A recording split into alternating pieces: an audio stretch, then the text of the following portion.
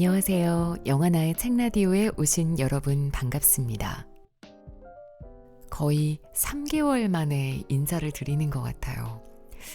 이렇게 오랫동안 영상 업로드를 쉬어본 것도 처음인데 먼저 정말 죄송하단 말씀을 드려야 할 것 같습니다. 커뮤니티 글을 올리긴 했는데 제가 계속 온라인 강의 런칭을 준비하느라 좀 정신이 없었거든요. 강의를 직접 준비하고 원고를 작성하는 건 물론이고 영상 촬영, 편집까지 전부 저 혼자 해야 해서 강의 영상 편집에 정말 많은 시간을 할애하다 보니까 여기에 미처 신경 쓸 여유가 없더라고요. 지금도 여전히 강의 제작을 하고 있는 중이긴 한데 이제 마무리 단계에 접어들어서 이렇게 구독자 여러분께 인사를 드리러 왔습니다. 연말까지 이제 얼마 안 남았으니까 저도 다시 힘을 내서 또 여러분께 좋은 책 열심히 소개해드리고 낭독해드리도록 하겠습니다. 오늘 소개해드릴 영화나의 책라디오 78번째 책은 참 괜찮은 말들입니다. 혹시 구독자 여러분 중에 참 괜찮은 태도라는 책 읽어보신 분 계실까요? 2022년에 나왔던 책인데 그때 당시에도 꽤 많은 분들이 읽은 베스트셀러였던 책으로 기억을 하거든요. 그 책의 저자가 이번에는 참 괜찮은 말들이라는 제목으로 새 책을 썼습니다. 저자는 18년 동안 KBS 다큐멘터리 3일의 VJ, TVN 유키즈 온 더 블럭의 다큐멘터리 감독이었고 지금은 다양한 콘텐츠 제작자로 활동하고 있는데요.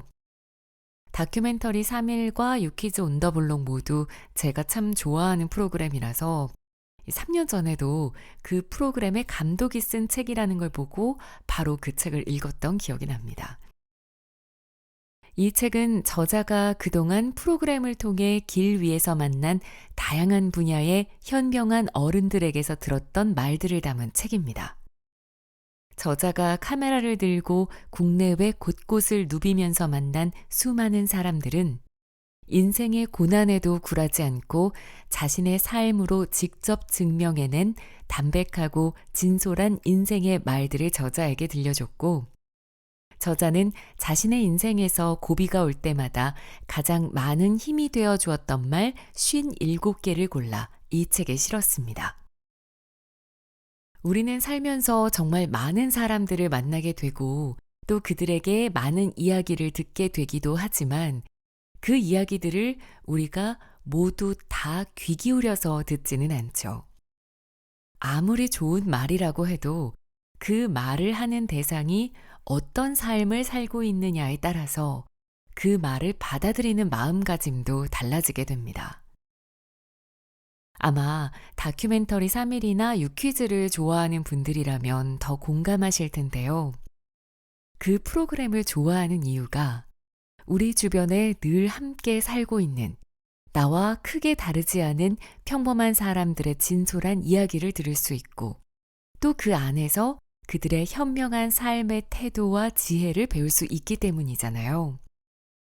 같은 맥락에서 저자가 길 위에서 만난 사람들의 말을 그냥 흘려듣지 않고 그 말을 자신의 인생의 버팀목으로 삼아서 이렇게 글을 쓸 수 있었던 이유도 아마 그들이 번듯하게 말만 하는 사람들이 아니라 자신이 한 말처럼 그 말 그대로 삶을 살고 있는 분들이었기 때문이 아닐까 싶습니다. 책을 읽으면서 이 유퀴즈에 나왔던 출연자들이 많이 떠오르기도 했고 그래서 그만큼 친근하게 또 편안하게 잘 읽히는 책이고요. 특히 이 책은 말에 초점을 맞춘 만큼 나는 나 자신에게 얼마나 다정하게 좋은 말을 해주고 있는지 또 나와 가장 가까운 사람에게 내 주변 사람에게 나도 모르게 상처를 주는 말을 한 적은 없는지 다시 한번 생각해보는 계기도 됐습니다. 한 해를 슬슬 마무리하는 시점도 됐고요. 또 제가 이렇게 너무 오랜만에 돌아와서 죄송한 마음을 함께 담아서 오늘은 구독자 여러분께 선물을 드리는 이벤트도 준비를 했습니다. 구독자 여러분 가운데 3분을 선정해서 이 참 괜찮은 말들 책 선물을 보내드리려고 합니다. 이벤트 신청 방법은 아래 더보기란을 확인해 주시면 되겠습니다. 자, 그럼 지금부터 제가 골랐던 좋은 부분 낭독해 드리도록 할게요. 함께 들어보시죠.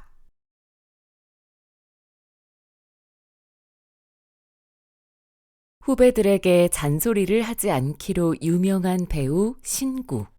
유퀴즈 MC가 그 이유를 묻자 그는 단호하게 말했다. 다들 잘하고 있는데 무슨 잔소리냐. 사실 젊은이들 버릇없다고 하는데 우리 세대도 전 세대도 젊을 때는 다 그랬다. 요즘 젊은이들은 잘한다. 거기에 대고 무슨 라떼 이야기냐. 난 그게 싫다. 그는 자신도 아버지에게 단 한 번도 잔소리를 들어본 적이 없다고 했다. 그는 왕십리에 있는 중앙시장의 한 모퉁이에서 아버지가 채소 장사를 했다며 이렇게 말했다. 내가 아버지에게 잘한 것도 없고 내게 불만이 많으셨을 텐데 이놈아, 이 자식아 소리를 들어본 적이 없다. 내가 잘한 게 아니고 아버지가 그렇게 너그러우셨다. 그럼에도 젊은이들에게 해주고 싶은 말이 없냐고 묻자 그는 말했다. 나도 젊었을 때가 있었다. 그때는 지금 이 순간이 그렇게 중요한 줄 모르고 살았다.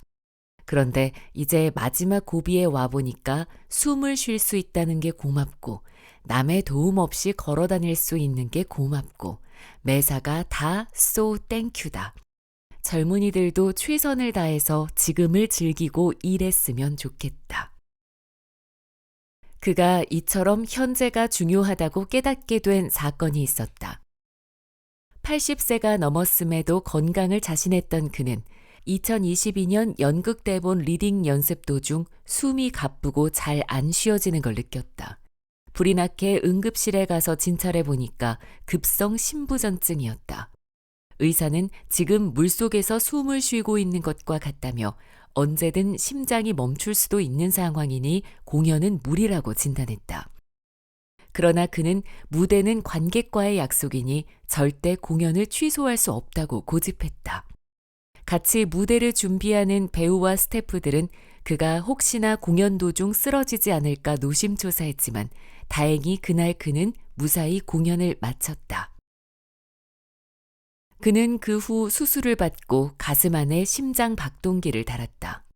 심장이 느릿느릿 뛰고 있으면 전기 자극을 보내 정상적인 박동수를 유지할 수 있게끔 돕는 인공 보조 장치였다. 그는 심장 박동기의 수명이 8에서 10년 정도라며 그쯤이면 자신은 이 세상에 없을 테니 그만하면 충분하다고 말했다. 그러면서 지금 하는 작품이 마지막 작품일 수도 있으니 힘을 남겨놓고 죽을 바에야 여기 다 쏟고 죽자라는 마음으로 연기에 임한다고 했다. 2023년 그에게 88 미수를 맞이한 소감을 묻자 이게 축하할 일이냐. 요즘은 나이 세기도 싫다. 아직도 숨 쉬고 있고 걸어 다니니까 고맙고 견딜 수 있을 때까지는 내가 좋아하는 거 하자는 생각이다. 라며 별일 아니라는 듯 말했다. 그런데 취재차 그가 출연한 연극 라스트 세션 제작진을 만났을 때 놀라운 이야기를 들었다. 선생님께 주인공을 맡아달라고 부탁드렸는데 고민해보겠다고 했단다. 언제쯤 전화를 주시려나 기다리면서도 한편으로는 못하실 수도 있지 않을까 걱정했는데 몇 달 뒤 선생님은 제작진에게 전화를 걸어 그 배역을 해보겠다고 말했다. 마음으로는 너무 그 역할을 하고 싶지만 체력적으로 무대에서 온전히 그 배역을 소화할 수 있을지 자신이 없어서 집에서 몇 달간 혼자 매일 연습했고 다행히 이제는 할 수 있겠다는 판단이 들어 전화를 했다는 것이다. 연락을 받은 제작진은 혼자 몇 달 동안 쉼 없이 연기 연습을 했을 선생님을 생각하니 부끄러웠다고 했다. 자신들은 하고 있는 일에 대해 그만큼의 열정과 책임의식을 보인 적이 있었나 되돌아보게 되었다고도 했다. 실제로 한 관객은 그의 연극을 보고 다음과 같은 관람평을 남겼다. 오늘 신구 배우님께서 84세 때보다 더 좋은 연기를 하시는 걸 보고 감동해서 눈물이 났다. 그들에게 신구 배우는 존경하지만 그렇다고 어렵지는 않은, 오히려 친근하게 다가가 많은 것을 배우고 싶은 사람이었다. 그의 매력이 무엇인지 구체적으로 알려달라고 묻자 그중 한 명이 말했다. 어른이세요. 좋은 어른이요. 순간 고개가 끄덕여졌다. 사람들이 통념적으로 생각하는 좋은 어른은 사회적으로 본보기가 되고 늘 좋은 가르침을 주고자 애쓰는 사람일 수 있다. 그리고 그런 기준으로 보자면 신구 배우는 좋은 어른이 아닐 수도 있다. 그는 젊은이들에게 그 어떤 가르침도 주고 싶어 하지 않기 때문이다. 그저 나이가 중요한가라는 마인드로 젊은 배우들과 스스럼 없이 어울리면서도 연기 열정만큼은 누구에게도 뒤지지 않는 배우로서 오늘을 충실히 살아갈 뿐이다. 그럼에도 주위 사람들은 기꺼이 그를 따르고 그와 함께하고 싶어 한다. 나도 저렇게 나이 들고 싶다. 후배들이 잘 해낼 것이라 믿고 잔소리는 삼켜버릴 것. 그리고 나는 그저 나의 길을 갈 것. 그러고도 남는 시간이 있으면 후배들과 즐겁게 어울려 놀 것. 그것들이 쉬워 보이지만 막상 실천하려고 하면 어느 것 하나 쉽지 않겠다는 생각이 든다. 하지만 그가 말한 것들을 지켜나가려 애쓴다면 늙어가는 것도 꽤 멋진 일이 되지 않을까. 나이 드는 것이 슬프고 후배들에게 밀려나는 것이 서럽다기보다 나이를 먹어도 계속 성장하는 나를 보는 것이 즐겁고 뿌듯하지 않을까. 그렇게 나이에 상관없이 내일이 기대되는 삶을 살 수 있다면 좋지 않을까. 마지막으로 진행자가 그에게 니들이 개맛을 알아? 라는 유행어를 언급하자 그는 곧바로 그것을 패러디해서 니들이 젊음을 알아? 라고 외쳤다. 순간 이상하게 마음이 뭉클했다. 나이 드는 것이 두렵다는 생각이 들 즈음 그를 만나 참 다행이라는 생각도 했다. 매 순간 모든 걸 쏟아부으며 매사가 다 쏘 땡큐라고 말하는 그를 나는 오래도록 보고 싶어졌다.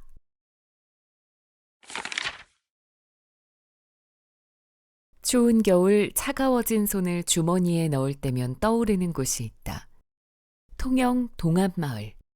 그곳에서는 겨울이 시작되는 11월이면 길거리를 오가는 사람을 거의 찾아볼 수 없다. 김장철을 맞아 굴 수요가 폭증하는 그맘때면 마을 사람들이 모두 박신장으로 모여들기 때문이다. 박신은 껍질을 벗긴다는 뜻이고 박신장은 굴 껍질을 까는 공장을 말한다. 굴 박신은 하루 12시간 꼬박 서서 해야 하는 고된 일이지만 특별한 기술 없이 손 힘만으로도 돈을 벌 수 있다. 그래서 자식 뒷바라지를 해야 하는 이들에게 그것은 든든한 생계수단이 되어왔다. 새벽 4시, 박신장은 굴 껍질을 까기 위해 모여든 30-40여 명의 아주머니들로 분주해졌다.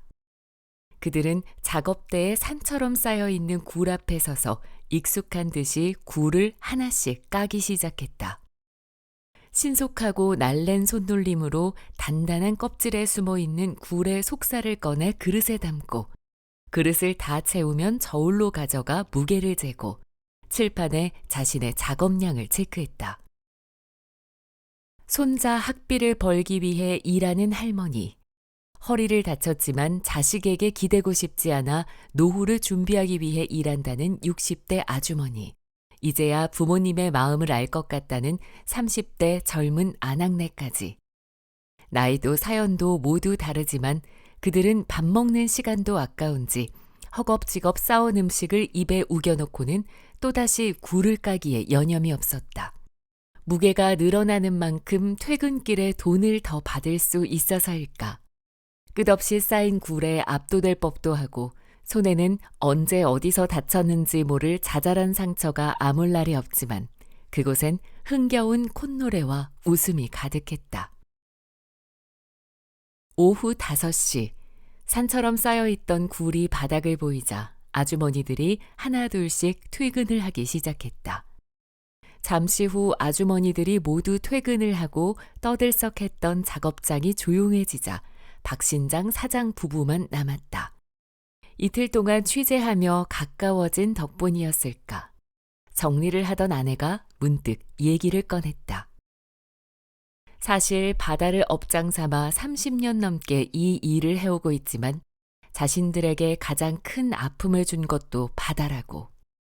아들이 어렸을 때 일터에 놀러 왔다가 배와 뗏목 사이에 빠졌는데 남편은 배에서 기계를 손보느라 아들이 바다에 빠진 것을 미처 보지 못했다. 그렇게 한순간에 부부는 아들을 떠나보내고 말았다. 자식이 죽으면 가슴에 묻는다는 말이 뭔지 알 것 같아요. 아내의 이야기를 들으며 나는 묵묵히 뒤에서 작업하고 있는 남편을 바라봤다. 얼굴이 보이지 않아 그가 어떤 표정인지 알 수 없었지만 작업장을 가득 채운 무거운 공기가 꼭 그의 마음인 것처럼 느껴졌다. 아들을 빼앗아간 바다를 매일 보고 살아야 하는 부모의 마음을 내가 어떻게 헤아릴 수 있을까? 그는 초등학교 5학년 되던 해에 갑자기 아버지를 여의었다. 하지만 아버지의 죽음을 슬퍼할 겨를도 없이 어머니와 4남매는 당장 생계를 걱정해야 했다. 집도 없고 밭도 없고 당장에 먹을 것도 없었다. 그래서 그저 배고픔이라도 해결할 요량에 시작한 게 바로 이 굴 까는 일이었다. 다른 친구들이 잠잘 때도 일하고 학교 갈 때도 일하며 열심히 굴을 까서 돈을 모았지만 늘 돈은 부족했다. 한 번은 동생이 하숙비가 안 들어왔다며 전화를 걸어왔다. 그는 차마 돈이 없다는 말을 할 수 없었다. 동생한테 하숙비 없다고 하면 그렇잖아요. 동생이 나쁜 짓이라도 할까 싶어서 돈 없단 말을 못했어요. 빚을 내서라도 하숙비만큼은 정확하게 보냈어요. 제가 못 먹어도. 그래도 그는 바다가 고맙고 굴 까는 일이 좋았다. 바다가 밥을 먹게 해주고 따뜻한 방에 잘 수 있게 해주고 사랑하는 아내를 만나게 해주고 눈에 넣어도 안 아픈 아들을 얻게 해주었기 때문이다. 하지만 아들을 잃고 그의 세상은 무너졌다. 아들을 빼앗아간 바다가 너무 밉고 원망스러웠다. 하지만 굶어 죽을 수 없어서 다시 바다로 나갔다. 차분히 말을 이어가던 남편은 끝내 목이 메는지 말을 멈추었다. 그리고 바다를 보며 크게 숨을 내쉬었다. 추운 겨울 한 포장마차에서 20대 남자 둘이 술을 마시고 있었다. 그들은 같은 회사에 다니는 선후배 관계로 보험 설계사였다. 3년 차인 선배는 주간지에 소개될 정도로 실적이 좋은 보험 설계사였다. 그는 입사했을 때 회사에서 영업에 도움이 될 만한 화술책을 받았다. 하지만 연습할 상대가 마땅치 않아 집에서 키우던 개구리를 상대로 수백 번 넘게 연습했다고 했다. 이야기를 듣고 있던 1년차 후배는 그저 선배가 부러울 뿐이라며 자신은 몇 달 동안 실적이 좋지 않다가 지난달 조금 실적이 좋아서 한숨을 돌렸는데 이번 달은 또 어떻게 해야 할지 앞이 캄캄하다고 했다. 사실 술도 힘들어서 먹는 거라고 했다. 후배에게 위로를 해주고 싶었던 걸까?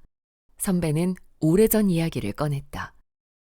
어떤 고객이 보험을 들겠다며 자신의 집 앞으로 오라고 하기에 기쁜 마음으로 달려갔다고 한다.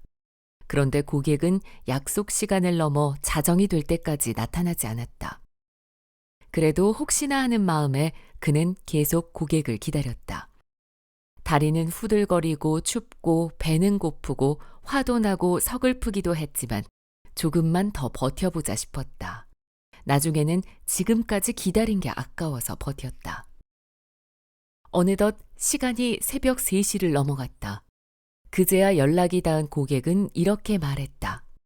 미안하지만 사실 자신의 여자친구가 보험회사에 다니고 있어서 이미 그쪽에 가입을 했는데 당신이 정말 기다릴지 보고 싶어서 그랬다고. 그렇게 어이없는 전화 한 통이 끝이었다.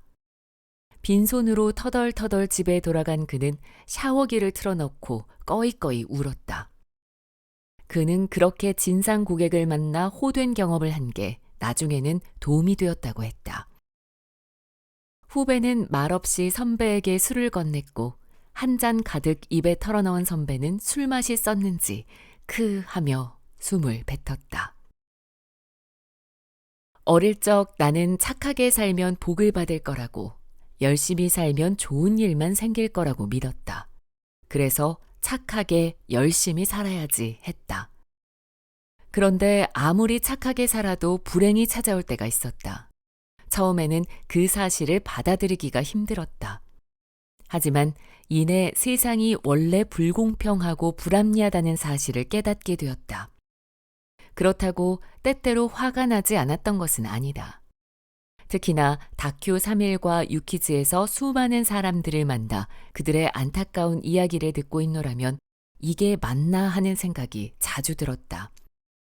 그들이 불행 앞에서 무너지지 않고 끝끝내 버티는 모습을 보고 있노라면 눈물겹다는 생각이 들기도 했다. 하지만 나는 그들에게 쉬이 위로의 말을 건네지 못했다. 무슨 말을 건네야 할지 엄두가 나지 않았기 때문이다. 그저 살다 보면 그 어떤 말로도 위로가 되지 않는 순간이 있고, 그럴 때는 섣부른 위로를 건네기보다 가만히 옆에 있어주는 게 낫다는 것을 배웠을 뿐이다. 그런데 최근 한 드라마를 보다 그들에게 들려주고 싶은 위로의 말을 찾게 되었다. 드라마 미지의 서울에서 미지는 공부를 잘해 항상 주목받는 언니와 달리 딱히 내세울 것이 없어 자신을 늘 초라하게 여긴다. 그러다 어느 날 달리기에 소질이 있다는 사실을 알게 된다. 달릴 때만큼은 자신도 반짝반짝 빛난다는 것을 느낀 것이다. 하지만 주목받는 육상 선수가 된 것도 잠시, 발목 부상으로 더 이상 달리기를 할 수 없게 된다. 그 뒤 미지는 3년 동안 방에 틀어박혀 아무것도 하지 못하는데 어느 날 할머니에게 말한다. 다시 아무것도 아닌 때로 못 돌아가겠어. 거기밖에 돌아갈 데가 없는 것도 아는데 너무 초라하고 지겨워. 나에게 남은 날이 너무 길어서 아무것도 못하겠어. 할머니, 나 너무 쓰레기 같아. 사슴이 사자 피해 도망치면 쓰레기야? 소라게가 잡아먹힐까봐 숨으면 겁쟁이야? 다 살려고 싸우는 거잖아. 미지도 살려고 숨은 거야. 앞만 모냥 빠지고 추저분해 보여도 살자고 하는 짓은 다 용감한 거야. 아무리 모양 빠지고 추저분해 보여도 살자고 하는 짓은 다 용감한 거라는 할머니의 말이 마음에 와닿았다. 그 어떤 것으로도 위로가 되지 않았던 날, 그 말은 내게 깊은 위로가 되어 주었다. 그래서 뒤늦게나마 인생의 겨울을 지나고 있는 모든 사람들에게도 그 말을 전해주고 싶다. 살자고 하는 짓은 다 용감한 것이라고. 그리고 한번 믿어보면 어떨까? 지금은 너무 춥고 힘들지만 겨울은 지나갈 테고, 그러면 따스한 봄이 찾아올 것이다. 나에게도 당신에게도 분명히 봄은 온다.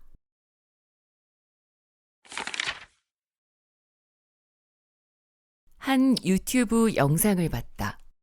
진행자가 서울대에서 서서문학과 박사과정을 밟고 있는 학생에게 한국 사회의 가장 큰 문제가 무엇이라고 생각하는지 물었다. 그는 곰곰이 생각하더니 말했다. 개인도 공동체도 나라조차도 실패를 지나치게 두려워하는 것 같다고. 그런데 실패를 하면 안 된다는 지나친 강박이 오히려 실패를 불러오는 것 같다고. 그러면서 그는 에콰도르인 친구와 함께 일할 때의 에피소드를 이야기했다. 이상하게 하루 이틀 같은 사람에게만 실수를 하게 되는 날이 있는데 그날따라 에콰도르인 동료에게 실수를 계속하게 되었단다. 난처하고 미안한 마음에 그는 동료에게 사과의 말을 건넸다. 정말 미안해. 평소엔 안 그러는데 오늘따라 너한테 자꾸 왜 이러는지 모르겠어. 그러자 동료는 웃으며 말했다. 괜찮아. 에콰도르에서는 사람이 자꾸 실수하면 사랑에 빠져서 그런가 보다 생각해. 누구나 사랑에 빠지면 바보가 된다고 한다. 방금 헤어졌는데도 상대방이 너무 보고 싶어 달려가고 온통 머릿속에 그 사람뿐이어서 상사가 부르는 소리를 못 듣기도 하고 심각한 회의 시간인데 도통 집중이 안 되고 머릿속엔 자꾸 그녀와 있었던 일이 떠올라 혼자 슬며시 미소를 짓다가 혼이 나기도 한다. 그럴 때 사람들은 걔가 그렇게 좋냐 하며 가볍게 나무라지만 그럼에도 사랑에 빠진 이를 응원하게 된다. 큰 실수가 아닌 다음에야 그냥 웃으며 실수를 눈감아주게 되는 것이다. 물론 박사 과정을 밟고 있는 학생이 사랑에 빠져 있는 것은 아니었다. 하지만 미안하다는 말에 에콰도르인 동료가 건넨 한마디는 그에게 많은 걸 깨닫게 했다. 한국 사회가 얼마나 서로를 긴장시키는지, 또 스스로도 얼마나 긴장된 상태로 살아가는지. 우리는 어릴 때부터 실수를 부끄러운 것, 벌 받아야 할 것으로 배워왔다. 그래서 많은 사람들이 실수와 실패를 하느니 차라리 아무것도 하지 않는 것이 낫다고 생각한다. 왜냐하면 새로운 것을 시도했다가 실패하면 사회적으로 망신을 당하거나 불이익을 당하게 될 텐데 그럴 바엔 아무것도 하지 않는 것이 안전하다고 판단하기 때문이다. 그래서 하버드 경영대학원 에이미 에드먼슨 교수는 우리가 실수에 벌을 주는 사회에 살고 있다면 사람들은 아무것도 시도하지 않게 된다고 말했다. 하지만 전 세계 기술 혁신을 이끄는 미국의 실리콘밸리에서는 오히려 실패를 권장한다. 그들은 대박을 터뜨리기까지 평균 4회 가까이 실패한다는 통계를 잘 알고 있다. 그래서 실리콘밸리에서는 스타트업을 만들었다가 실패한 경험을 대기업에 취업한 경험 못지않게 좋은 경력으로 인정한다. 실수와 실패가 부끄럽거나 숨겨야 하는 게 아니라 오히려 취업에 유리한 조건으로 작용하는 것이다. 엔비디아 CEO 젠슨 황 역시 성공하려면 실패를 안 하는 게 아니라 실패를 견디는 능력부터 키워야 한다고 강조한다. 그럼에도 실수를 용납하지 않는 사회가 쉽게 바뀔 리 없다. 실패를 격려하는 문화 또한 단번에 생기기 어렵다. 그렇지만 우리 스스로 절대 실수를 하지 않겠다는 생각을 하기보다 실패를 해도 좋으니 무엇이든 해보고 어디로든 가보겠다는 생각은 할 수 있지 않을까. 나부터 타인의 실수를 너그럽게 봐주고 나 자신의 실수 또한 또 다른 성장의 기회로 받아들일 수는 있지 않을까. 미국의 사상가 엘버트 허버드가 말했다. 실수는 부끄러운 게 아니다. 실수를 두려워해 아무것도 하지 않는 것이 부끄러운 것이다.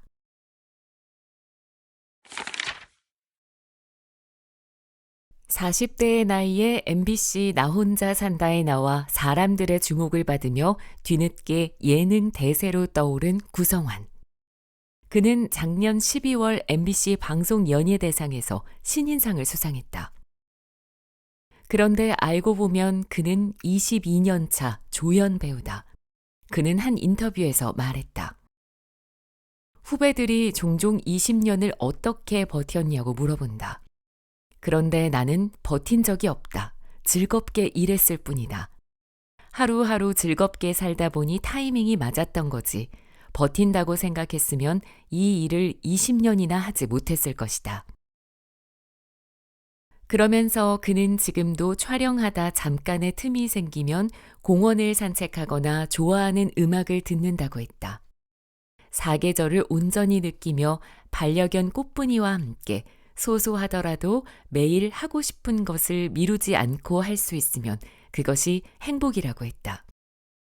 그런 그가 15년째 이어오고 있는 중요한 루틴은 바로 그날 먹고 싶은 식단을 미리 계획해 두는 일이다. 기왕이면 제철 음식들로 식단을 만드는 것은 물론이다. 그의 이야기를 들으며 문득 얼마 전에 읽은 김신지 작가의 제철 행복이 떠올랐다. 작가는 이게 사는 건가와 이 맛에 살지 사이에는 모름지기 계획과 의지가 필요한 법이라며 제철 행복이란 결국 이 맛에 살지의 순간을 늘려가는 일이라고 말했다. 아무 대가 없이 찾아온 이 계절의 즐거움을 나에게 선물해 주는 일. 그렇게 내가 아는 행복의 순간을 늘려가는 일이 바로 제철 행복이라는 것이다. 사는 거 뭐 있나? 제철 음식 찾아 굳이 거기까지 가서 굳이 줄을 서고 마침내 고대해온 음식을 앞에 두고 이 계절을 기념하듯 잔을 부딪히는 그런 거지. 한겨울 방어 먹으러 모슬포에, 늦겨울 새조개 먹으러 천수만에, 이른 봄 도다리 쑥국 먹으러 통영에 굳이 가는 그때야말로 비로소 제철을 아는 어른의 세계에 진입한 기분이 든다. 얼마 전 SNS에서 참 사랑스러운 조언을 봤다. 어떤 사람이 6개월 금방 갈까? 라고 걱정하자 누군가 이렇게 조언했다. 응, 수박, 복숭아, 포도 기다리면 금방이야. 그 사이에 딸기 먹으면서 힘내자. 인생에서 힘든 시기를 지나야 한다고 생각하면 6개월은 참 길게 느껴지지만 정말 맛있는 수박을 먹고 맛있는 복숭아를 먹고 맛있는 포도를 먹으면 6개월도 금방이겠다 싶어 웃음이 나왔다. 그러고 보면 정말 모든 것은 마음먹기에 달려있다. 더 이상 무슨 말이 필요할까? 일단 오늘은 내가 좋아하는 복숭아를 사서 먹어야겠다. 얼마나 맛있을까? 생각만 해도 벌써부터 즐거워진다. 행복이 정말 별게 아니다.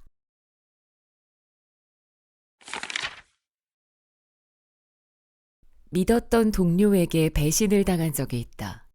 그가 나를 배신할 거라고 한 번도 생각해 본 적이 없었기에 충격은 컸고 그만큼 상처는 쓰라렸다. 먹고 사는 일이 우선이 되면 그럴 수도 있다고 이해해 보려 했지만 그게 맘처럼 되지 않았다. 그저 화가 나고 속상하고 서러웠다. 그러던 어느 날 남자친구와 길을 걷다가 그가 실수로 내 어깨를 툭 하고 쳤다. 분명 실수라는 걸 알고 있었지만 마음은 그렇지 않았나 보다. 울컥 눈물이 쏟아졌고 마음과는 다른 말도 터져나왔다. 나한테 왜 그래요? 내가 왜 이러는지 모르겠고 그가 얼마나 당황스러울지 짐작은 되었지만 이상하게 눈물이 멈추지 않았다. 그가 내가 잘못한 건 맞는데 실수잖아. 이게 그렇게 울 일이야? 라고 하면 나는 반박할 말이 없었다. 그런데 그때 그가 나를 가만히 안아주며 말했다. 많이 힘들었구나. 힘든 일 겪고 있는데 나까지 그랬으니 정말 속상했겠다. 그 말이 얼마나 위로가 되었는지 모른다. 억눌러 두어 나조차 몰랐던 감정을 누군가 알아보고 어루만져 주는 것은 정말 큰 위안이었다. 그리고 그렇게 내 마음을 알아주는 사람이 있었기에 또 한 시절을 잘 넘길 수 있었다. 포장마차 안, 20대 초반으로 보이는 사람들 사이에 셔츠에 넥타이까지 단정히 맨 청년이 보였다. 청년은 그 집 단골인지 냉장고에서 술도 알아서 꺼내 마셨다. 이모, 늘 먹는 거요. 포장마차 사장은 알겠다더니 케첩이 지그재그 뿌려진 두툼한 계란말이를 내왔다.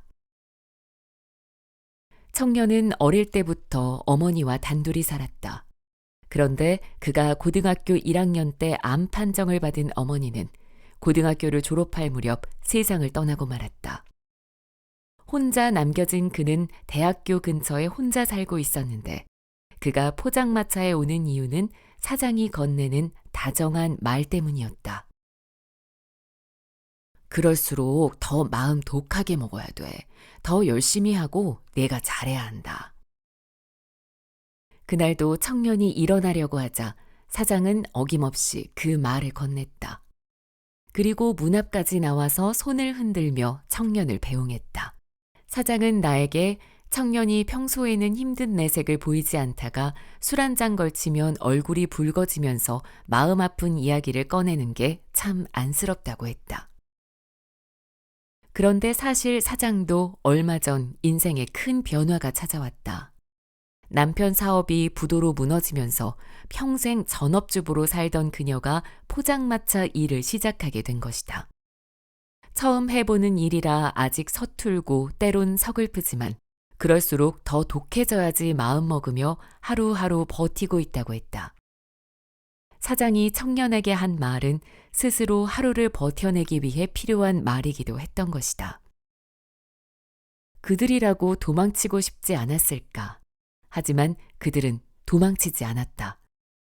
청년과 포장마차 사장은 서로에게 다정한 말을 건네며 묵묵히 또 하루를 살아내고 있었다. 사람 때문에 지치고 힘든 날이 있다. 그럴 때면 역시 사람을 믿는 게 아니었다고 생각하며 마음의 문을 굳게 닫아버리게 된다. 하지만 그 결심은 늘 오래가지 않았다. 왜냐하면 친구가 야, 너 괜찮아? 그 인간 내가 대신 혼내줄까? 라며 나보다 더 흥분하는 모습을 보면 내가 우울해하고 있는데 오빠가 아무것도 모르는 척 맛있는 거 먹으러 가자고 하면 후배가 머뭇대다가 조심스럽게 괜찮으세요? 라고 물으면 타인에게 아무것도 기대하지 말자며 걸어둔 마음의 빗장이 어느새 스르르 풀려버렸기 때문이다. 생각해보면 늘 그랬다. 분명 사람 때문에 힘들고 상처받았는데 그 상처를 위로해주고 다시 살아갈 힘을 준 것도 결국 사람이었다. 그래서 나는 생각한다. 아무리 지쳐도 또다시 누군가 나를 배신한다 해도 타인에 대한 따뜻하고 다정한 태도를 버리지 말자고. 그게 옳다고.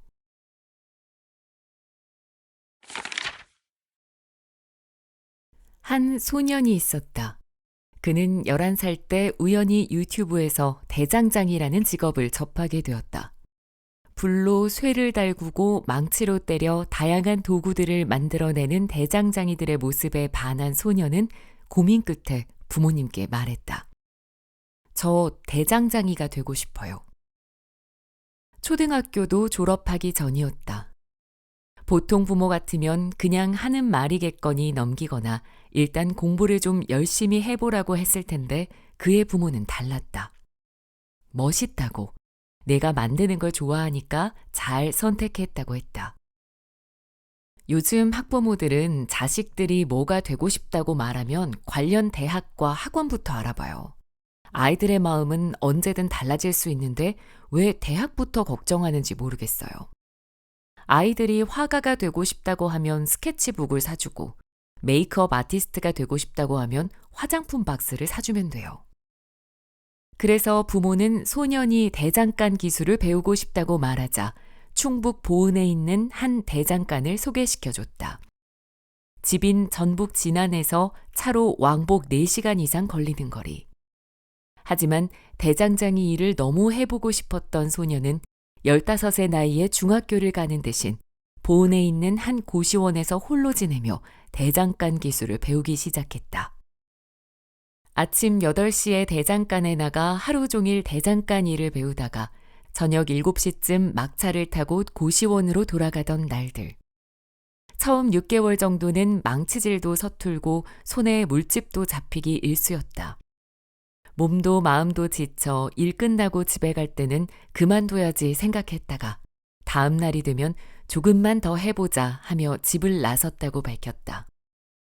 그럼에도 포기하지 않은 건 자신의 선택에 책임지고 싶었고 무엇보다 망치로 쇠를 때릴 때마다 쇠가 변하고 그것을 통해 무언가를 만들어낼 수 있고 실력을 쌓으면 쌓는 대로 만들 수 있는 것이 무궁무진한 대장장이의 매력에 푹 빠졌기 때문이다.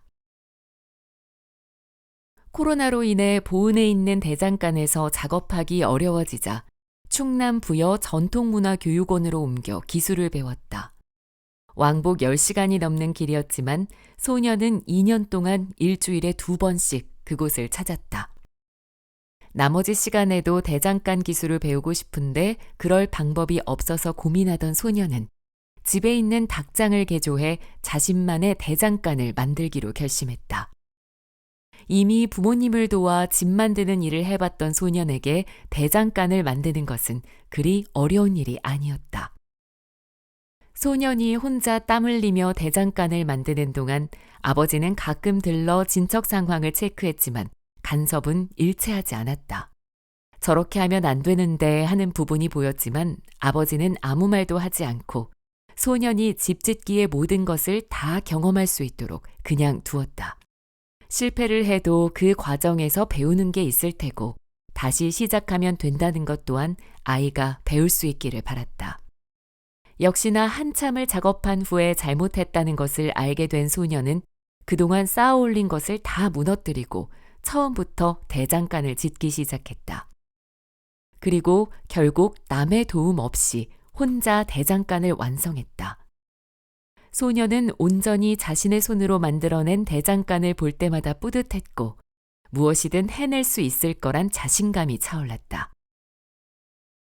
2024년 19살이 된 그는 이미 대장장이 일을 시작한 지 5년 차였다.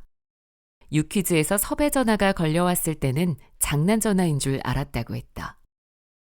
그는 유퀴즈에 출연해 자기소개를 해달라고 하자 다음과 같이 말했다. 저는 이평화라고 합니다. 19살인데 학교를 다니고 있지는 않습니다.